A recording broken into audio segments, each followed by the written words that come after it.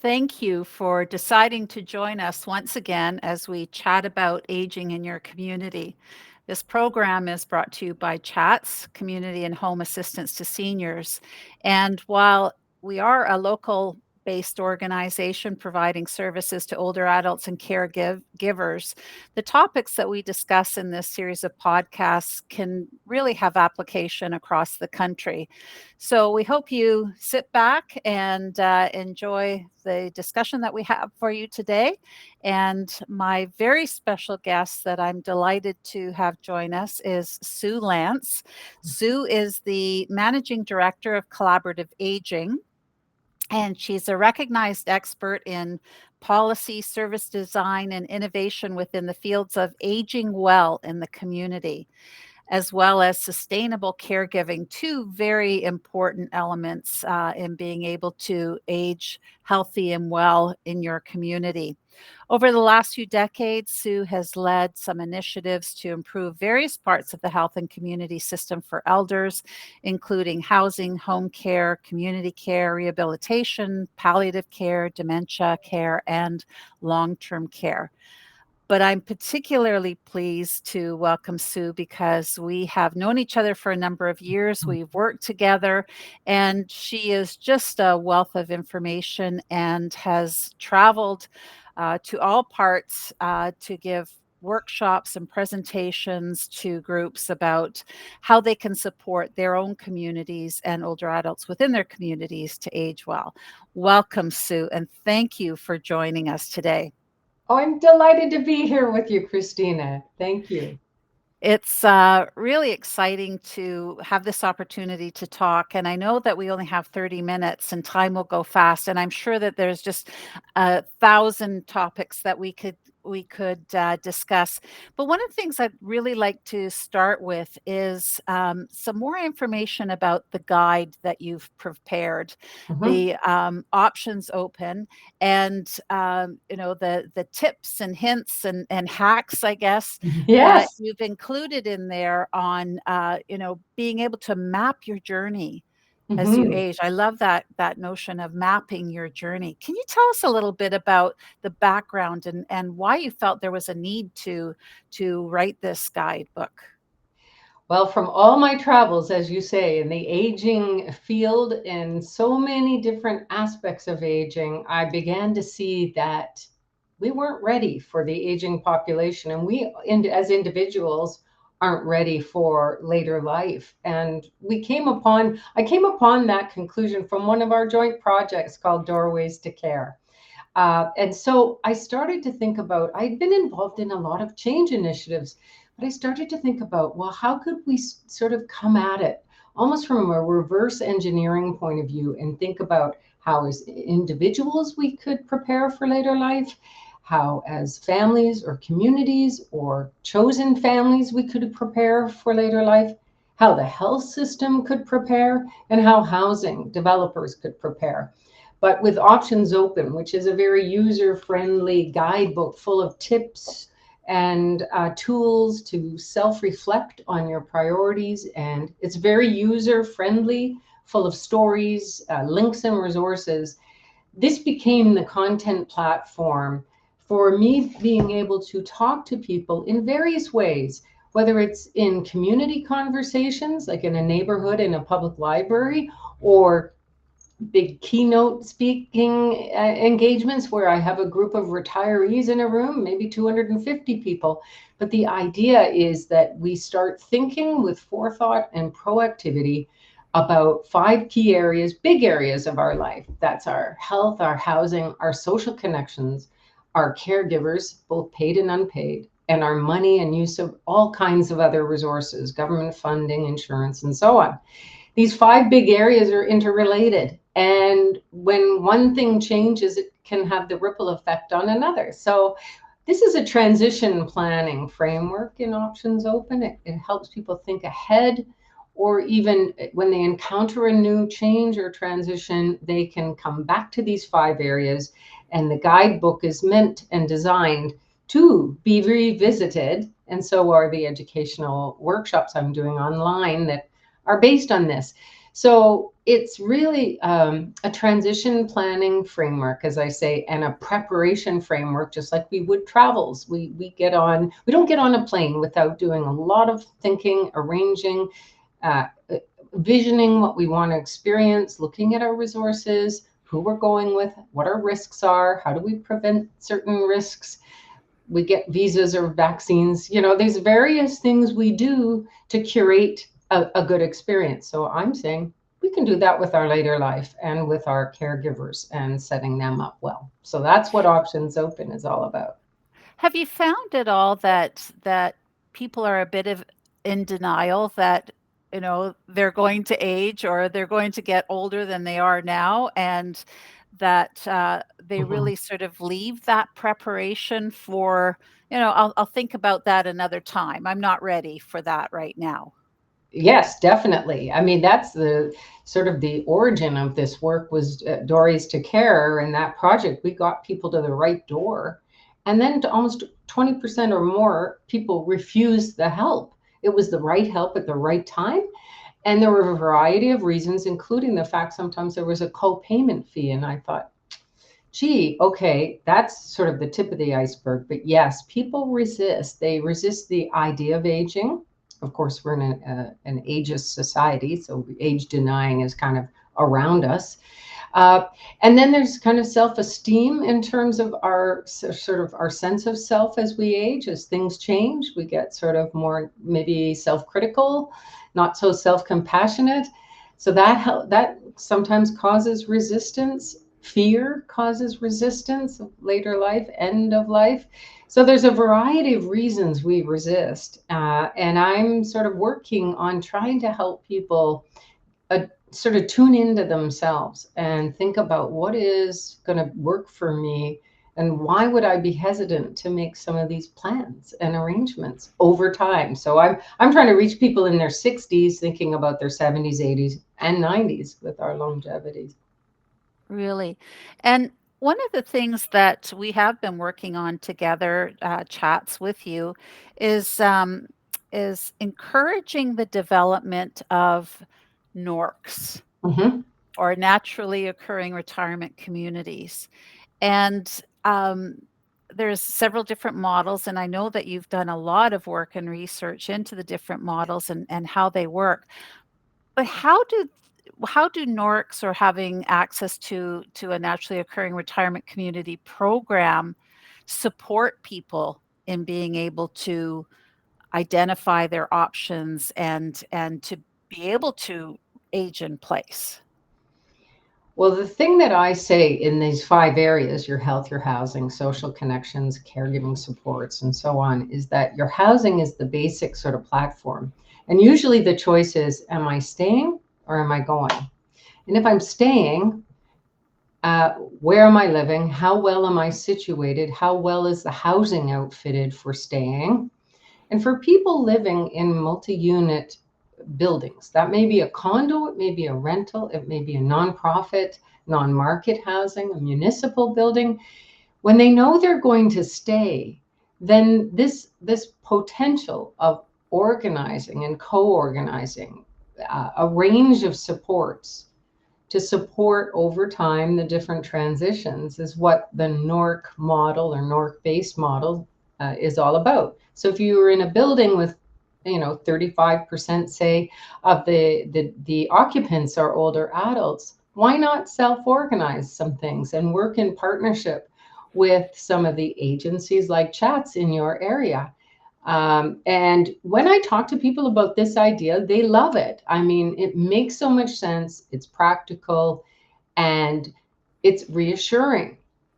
The from my research and some of the stories I have is that again, you have to start somewhere with NORCs. Okay, Mhm. so if you're in a building, how do you animate the idea and help others in the building understand it?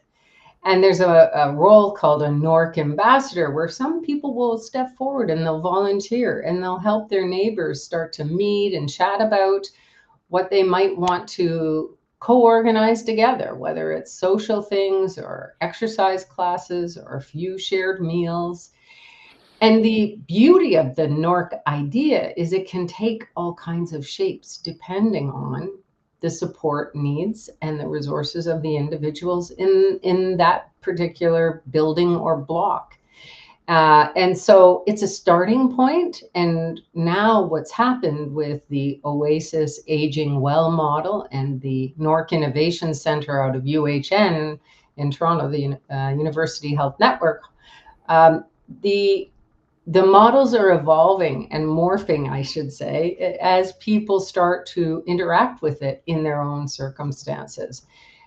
So I think what we need to do now is that there's, policy papers out there, and there's a beginning of more awareness, and people are now starting to step forward as NORC ambassadors, and the providers are starting to understand this concept Mhm. too. Yeah. So I think we're at the stage where, okay, let's bring it all together like the orchestra and scale up these types of solutions when people know they're going to stay in their dwelling. And I think, and they're in either an area or building where there's enough seniors to do that. Yeah. Older. Mhm. One of the things that we've discussed on this podcast in the past with other guests is the challenge of having enough housing options available to older adults to be able to stay in place, to age in place. And NORCs are sort of the naturally occurring retirement communities, but there's that whole element of built form that is Yes. also important.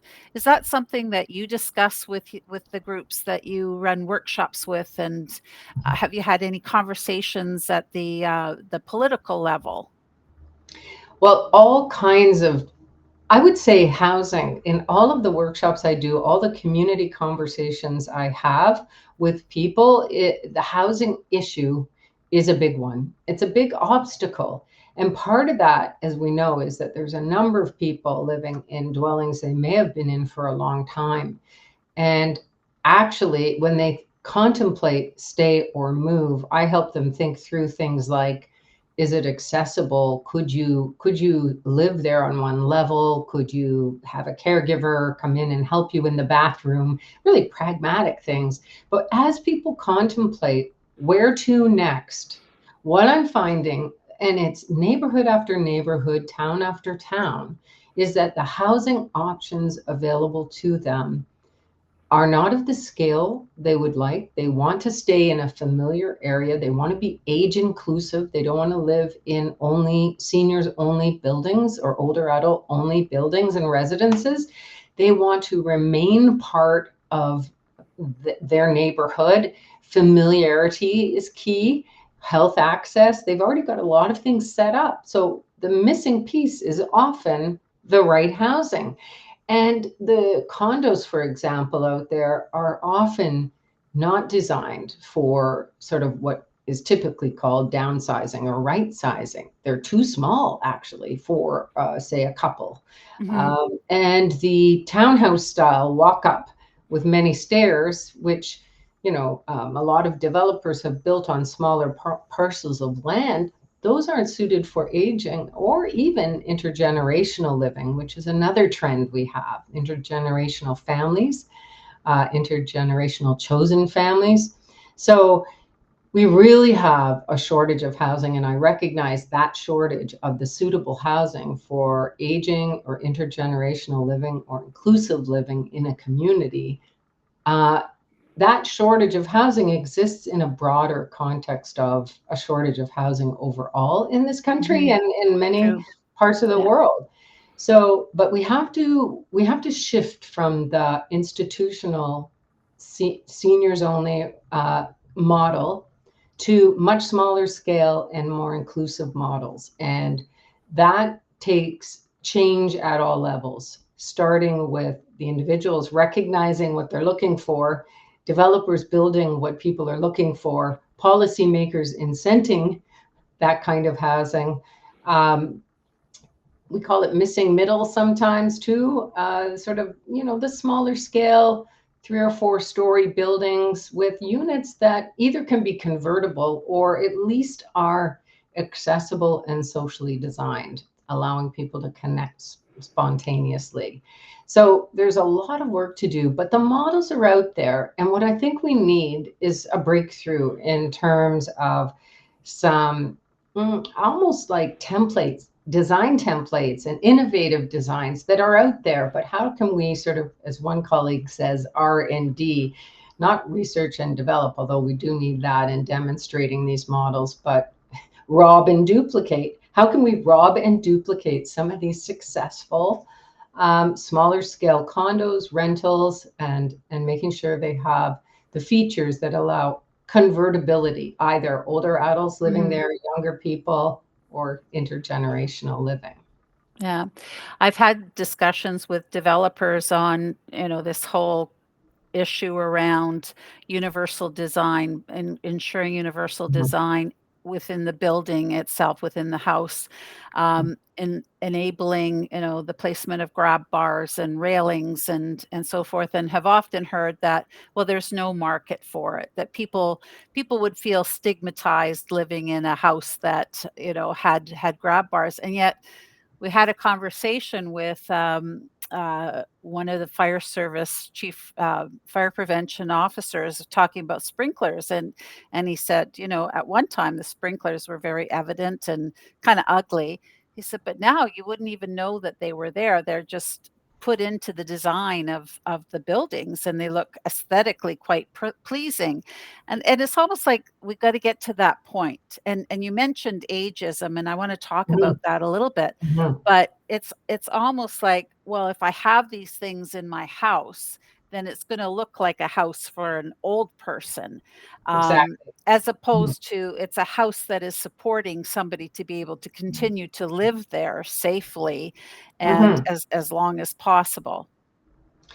Oh, we've come such a long way in terms of design innovation, and having worked with the Baycrest Center for Aging and Brain Health Innovation, the innovation going on is incredible. And that includes interior design and technology and sprinkler design and lighting design. And grab bars can be now like designed as like a shelf in a shower. So you could see shampoo on it or whatever. It's like, it's ubiquitous, I guess is the right word. The designs have come such a long way, but I guess what's happening is in a standard sort of cookie cutter development, a lot of you're going to go for the less costly or maybe the most, sort of previously used sort of features, design features. And it takes a little bit of a shift in the minds of developers, architects, interior designers to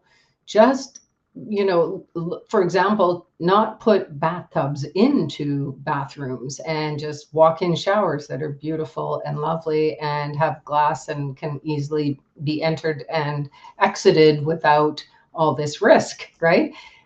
It's the solutions are out there, and we just need to either incentivize the use of these or showcase how great it can look. And there are some companies doing that have done design and reno work that really show the beauty that you can have Mm, in a space, and yet it's suitable for aging and changing mobility or sensory abilities, mhm, cognitive mhm. abilities.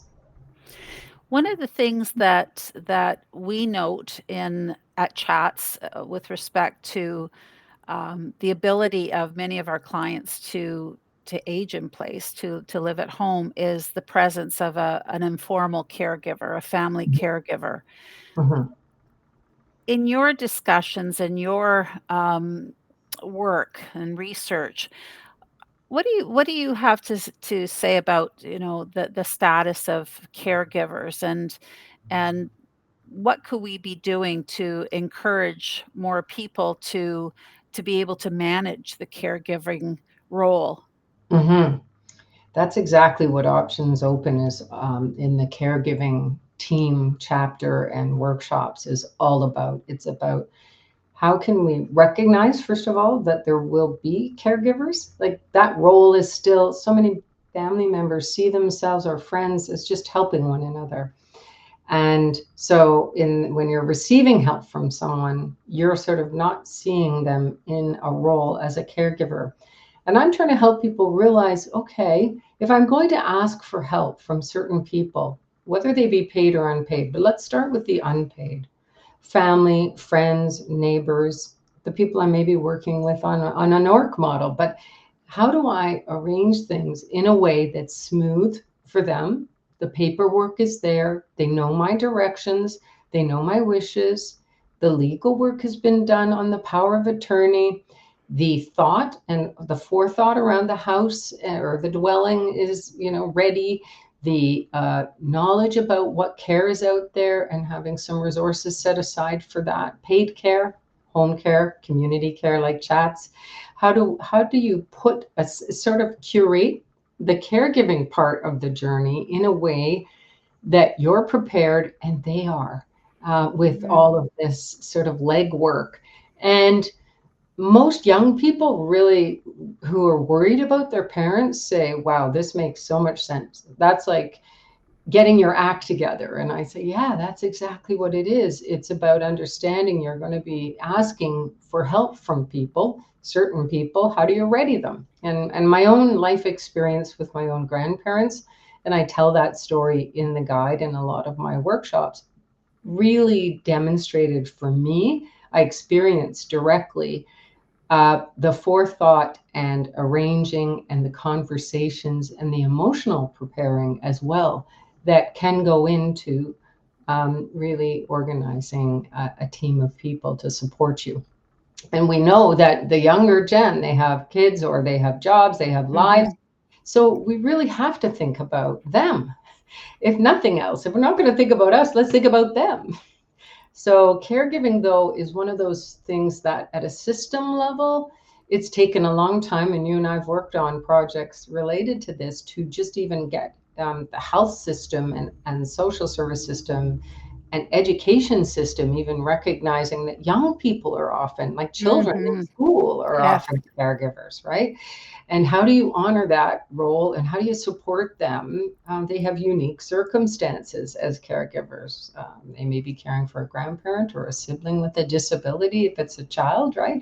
So, societally, we're making, I think, headway on recognizing this is a societal role that, or a family role will play, or a role in our social life, social circumstances. And how do we, from a policy, funding, employment settings, how do we recognize that there's some supports that are needed, and have flexibility sometimes in the workforce? Such an array of supports can be made available to caregivers, and there's really been good progress on that, I'd say, in the last 10 years. But when you look at the aging population and the increasing Yeah. sort of Yeah.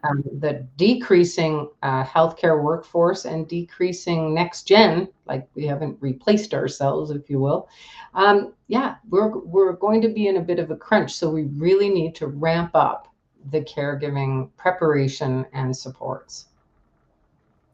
Sue, we are almost out of time. This conversation has gone by so quickly and we've covered a lot of ground.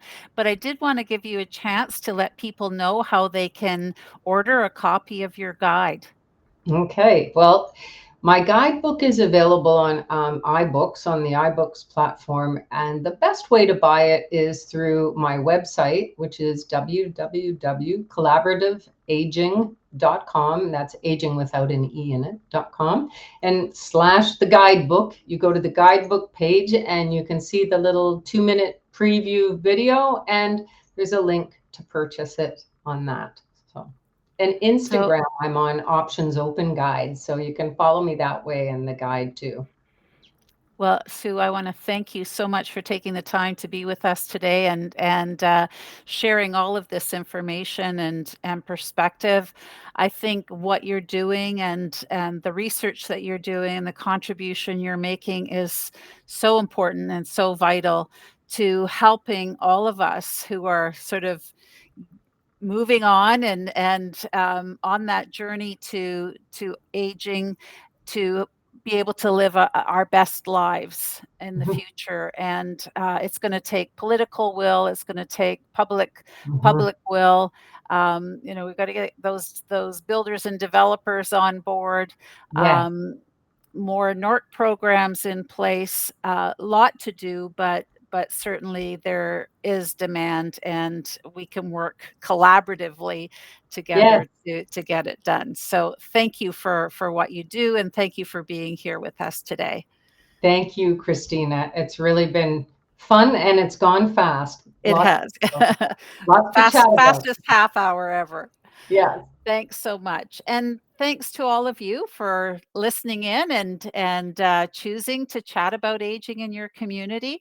We hope that we've been able to give you some good ideas and references and suggestions, and that together we can ensure that we are able to age well and with dignity in our communities.